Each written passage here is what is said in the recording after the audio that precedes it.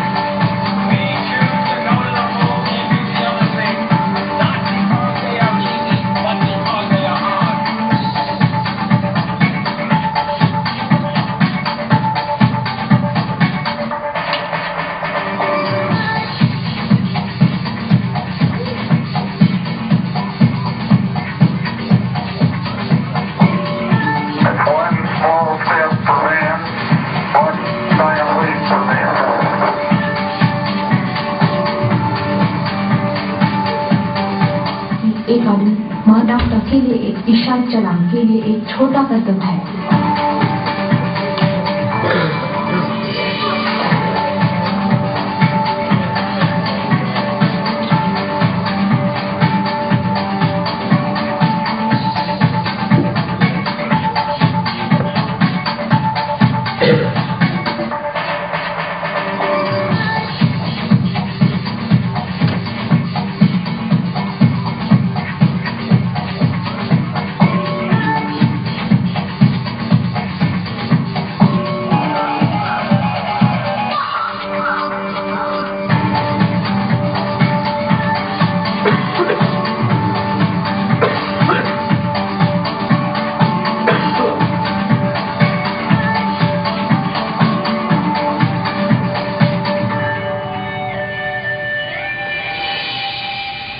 I'm a nerd, but I thought that was cool. I also like football a lot. Anyone ever been to space camp? I know there's someone in our lab who's been to space camp. Really? In Houston, or where the other one is? I don't know what the other one is. There's one in Dallas. There's a. Did you do zero gravity? Like, were you? Oh, that's not cool. You get to like fly in manned space. Like, you get to do the technical part to it, right? Yeah. Okay, that's what I'm doing. There's always used to be the prize on Legends of the Hidden Temple if you won. All right, so there's a couple of U.S. offices that deal with space in general.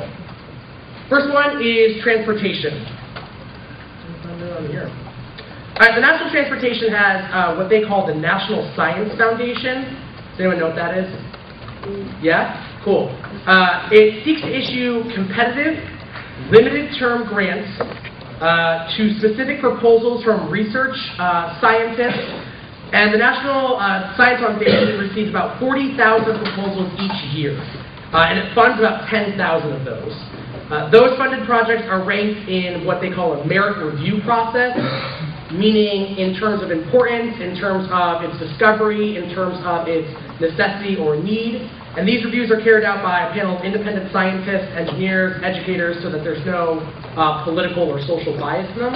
But the National Science Foundation is really cool because what it pushes for is aggressive, not so much like military aggressive, but rapid testing of technology for space. So even if it fails, the National Science Foundation wants you to test it. And then if it doesn't work, they just want you to keep going. So their goal is to have the maximum output of science technology based in things like medicine, exploration. The newest one is for like food and gloves, like the gloves the astronauts use in space and stuff like that, which is pretty cool. Next one is the Department of Interior, which I had zero clue what that was when I first started. The Department of Interior, anyone know what it is? John? Yeah, right, the interior of the United States. I never would have thought that. But it's how we work at interworking of the infrastructure of the United States. And they have the Earth Resources Observation and Science Center. It's a U.S. Geological Survey data management system where they study development and the research of images from space to the Earth. And it serves the national, what they call a national archive of remotely sent images of Earth's land surface. A large chunk of this is used for a couple important things like weather. It's also used for security purposes. Within the Earth Resource Observation and Science Center, they have a program called Landsat, Landsat. And it is the longest running enterprise who attempts to find imagery of Earth from space. And the instruments that they use in Landsat are satellites, and these images captured from the satellites are archived all around the world, and they're sent to different parts of the world because we are the only ones that collect it, right? So we will send our images we collect for other countries to them or other space programs. The satellites are, they're used for things like agriculture, geology, forestry, national planning, surveillance, education, national security, right? Anything that we would need to have geographical understanding of how the world looks now is where we would use the Department of Interior. Does that make sense? Questions so far? I talk really fast. If I'm going fast, you tell me to slow down. All right. Next office is Department of Defense, which actually does what I think to be the most important things for space. All right. The Department of Defense has two agencies that I think are important. The first one is called the Defense Advanced Research Projects Agency. The Defense Advanced Research Projects Agency. Established in 1958 to prevent the strategic surprise from negatively impacting U.S. national security. And it's used to prevent strategic surprise from U.S. adversaries in terms of technological superiority. Basically, we just don't want anyone else to get to space first. Easiest way to say it. Within that, the Defense Advanced Research Project Agency, they have a program called the Tactical Technology Office, oftentimes called the TTA, which I believe is actually in the moon mining app a lot. I'm correct? We're the K-Lab, so I know. Yeah. What is it called again? The Tactical Technology Office, the TTA, or the TTO.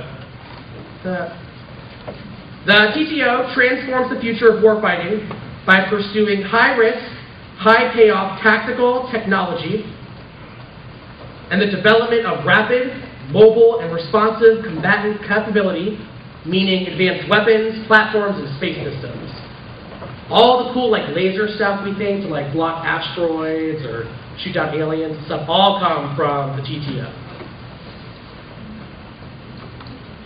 The goals of the TTO, as well as the Defense Advanced Research Agency, are a couple things. They conduct irregular operations that deal with political and military circumstances, like when China decides to build a certain space technology, the TTO will say, well, we think we have to compete with them, so they will push for that technology. They develop capabilities for improving space operations. They maintain superiority on the global battlefield in space, which I think is funny, just to think that's the global battlefield. And they are responsible for detecting, preventing, and building up weapons of mass destruction in space. The second one is what we call STRATCOM, is the United States Strategic Command, which a lot of people in debate just call STRATCOM. Does anyone know what STRATCOM is? It's like the military topic. All right, well, what's STRATCOM? Okay, cool. All right, STRATCOM is a combatant command of the United States Defense Department, meaning they're not private owned, but they are like a subsection that they get to kind of tell what they want to do, and they also get some free liberties in the government.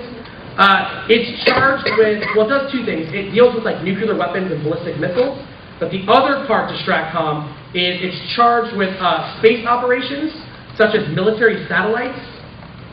It deals with information operations, such as information warfare, missile defense, and global command and control.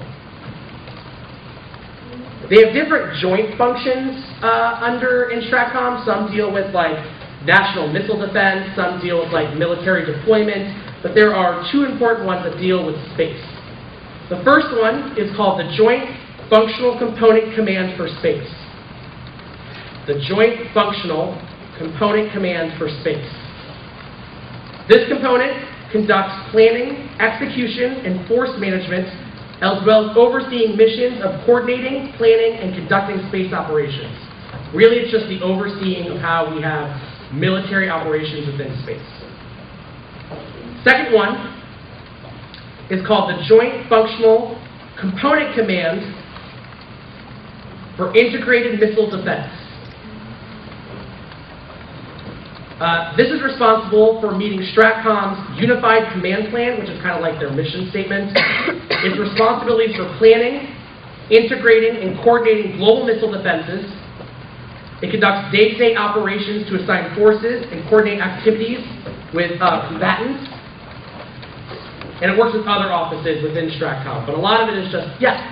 You're going really fast. Sure. I'm thinking kids around there look at each other trying. Okay, that's why I said, y'all gotta let me know if I'm going fast. You gotta raise your hand and say, CT, go too fast. I'll say, okay. Cool? Thank you. Alright, it's called the Joint Functional Component Command for Integrated Missile Defense. Like the official name. Really what it is it controls the satellites of where we should shoot our missiles. That's all it really is. Where we should shoot it, when we should shoot it, how we should shoot it, who we shoot it at.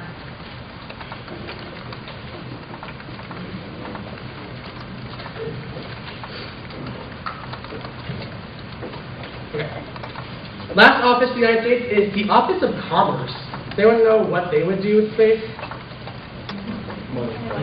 No, totally not. It's nothing to do with money, which was interesting to me. Trade? No. They control like the privatization space. No. No. Has nothing to do with money. No funding, money. Liz, is that your hand or are you just stretching? Okay.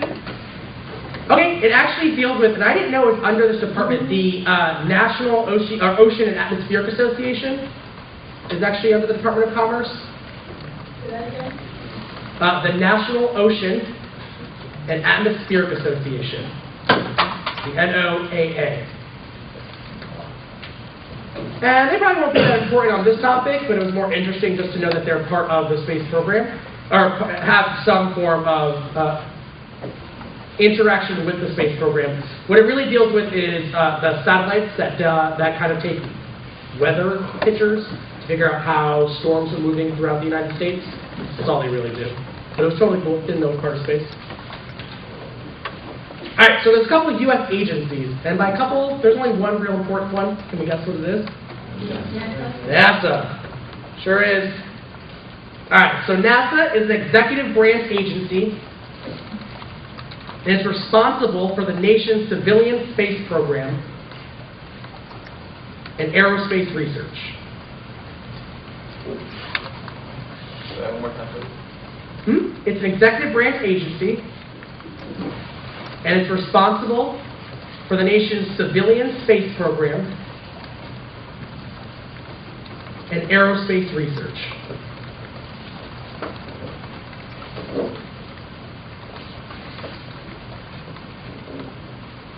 Eisenhower established NASA in 1958, and it was partially in response to the Soviet Union's launch of their first artificial satellite. NASA grew out of an original agency called the National Advisory Committee on Aeronautics. And that's when space is actually more privatized, rather than what we see now at NASA, which is more government.